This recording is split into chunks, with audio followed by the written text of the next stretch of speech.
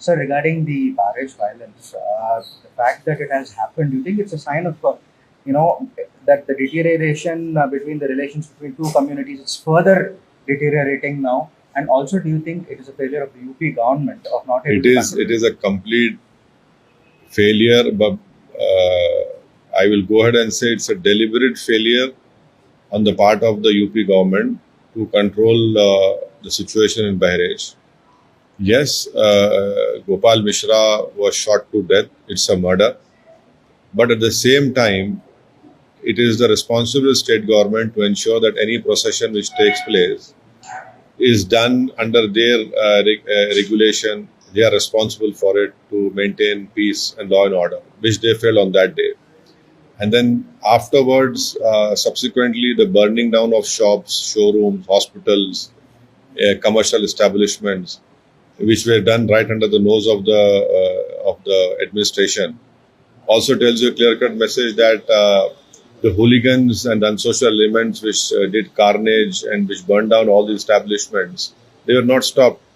Thirdly, this so-called encounter which took place 70 kilometers away from the scene of offense of murder, they were taken over there to retrieve the weapon that was used. And then thirdly, the encounter which took place is in a different area from where this so-called weapons were unearthed.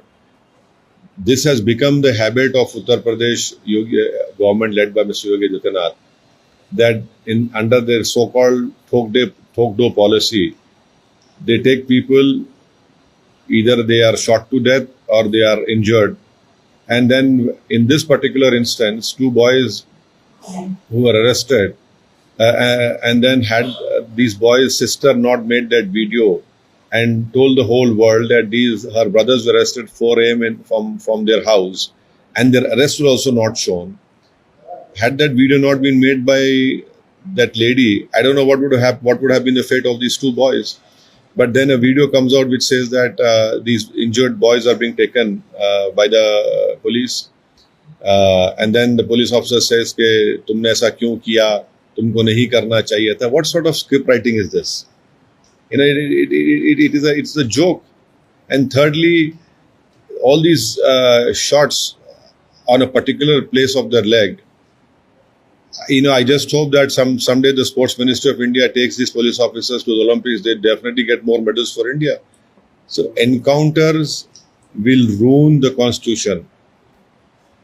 You have to run Uttar Pradesh or the country. The BJP is failing to understand this, that if you don't run the country on the basis of constitution, on the basis of rule of law, then it sends a wrong message that we don't need courts, we don't need BNS, we don't need law. If the government of the day becomes the judge, jury, and executioner, that does not speak greatness about that particular government. So these encounters should be stopped, and it is being used mainly against followers of one particular religion. That in itself sends a very wrong message. So all in all, I can say that we condemn what happened in Bahrain, and the UP government has completely failed in controlling things over there. Sir, just coming to the politics front, I mean, since UP, Maharashtra, and of course the Jharkhand elections is also coming in, could you just tell us what is the MIM's plan of action in going forward in these three states where your presence is growing, if I may say so? As far as Maharashtra is concerned, we have two MLAs over there. In the last assembly elections, we came second in many assembly constituencies.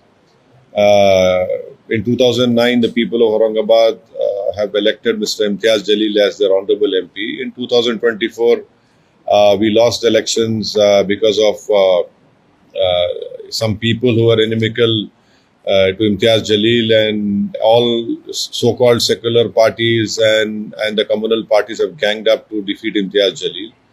But now we have announced 5 candidates over there. Our state president, Mr. Imtiaz Jalil, has written a letter to the Congress Maharashtra president and to the senior leader of NCP that please have talks with us. We also are of the opinion, that is MIM Maharashtra is also of the opinion, that we do not want the Shinde and the Fadnavis government to come back in power again.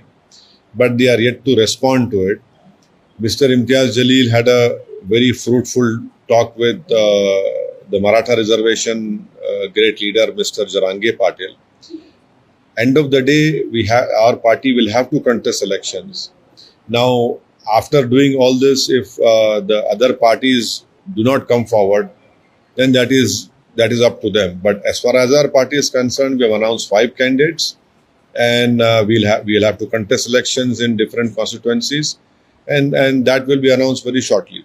So what about As far as Jharkhand, yes, our party has given the responsibility to Mr. Adil Hassan of Bihar and Mr. Riazul Hassan Afandi, who is our member of Legislative Council Hyderabad. They have gone to Ranchi, and very soon they'll be deciding and let me know.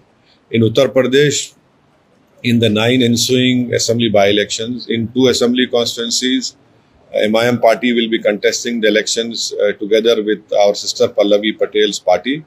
In the remaining other assembly constituencies, she will decide where her party has to contest, but jointly will be contesting in Uttar Pradesh. So last question, in these coming up elections, because we've seen in the past, the BJP is now in a dicey position. Even they've lost the Jammu and Kashmir, but Haryana they scraped through. How do you see that this battle? Do you think could be a turning point for BJP? Where every assembly election is an important assembly election. Every by-election has its own importance as far as that particular state is concerned. But yes, everyone was hoping and expecting that the BJP will lose in Haryana. That didn't happen. Now it is for the main party, which is Congress party in Haryana, to do their own introspection and to find answers to why they could not win. Obviously, they should have won that election, but because of their internal problems in their own party, the result had come different.